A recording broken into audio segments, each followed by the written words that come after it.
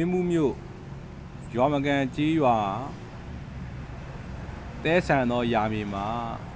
သွားရောက်စမ်းသပ်ထားတဲ့ဘောမြေဩဇာဇီဝမြေဩဇာ2မျိုးပေါင်းပြီးတော့စမ်းသပ်ထည့်ဝင်ထားခဲ့တစ်ကြောက်8မျိုးသင်္ဘောပင်ဖြစ်ပါတယ်ဗျသဘောမြေဩဇာ1 kg ဇီဝမြေဩဇာ20cc လောက်ရေ10 လီတာနဲ့ရောပြီးတော့ထည့်ဝင်ခဲ့တာဖြစ်ပါတယ်တဲဆန်တော့တဲသားဆန်တဲ့ခါကျတော့ရေထိန်အားမကောင်းမွန်ခြင်းမြေဩဇာထည့်ဝင်ထားတဲ့မြေဩဇာတွေကိုလည်းအာဟာရကိုလည်းကောင်းမွန်စွာမထိန်သိမ်းပေးနိုင်ပါဘူးဗျဒါယနေ့ကတော့ဒီဇင်ဘာလ23ရက်ရခိုင်2ပတ်ကျော်ကထည့်ဝင်ခဲ့တဲ့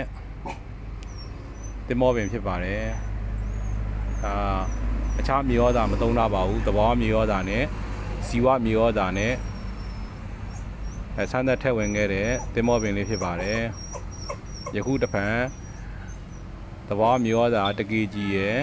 ဇီဝမြေဩဇာ20cc 40cc လောက်ရှိမယ် 40cc ရယ်ရေက15 လီတာလောက်ရှိမယ်ဒါကိုထည့်ဝင်ပြီးတော့နောက်တစ်ကြိမ်ထပ်ပြီးတော့ထည့်ဝင်ရမှာဖြစ်ပါတယ်ဓာတ်မြေဩဇာလုံးဝမသုံးထားပါဘူး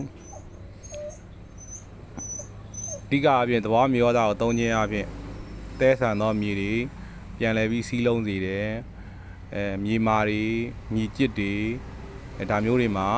ပြန်ပြီးတော့မြေတွေကိုဖွဲ့စေတယ်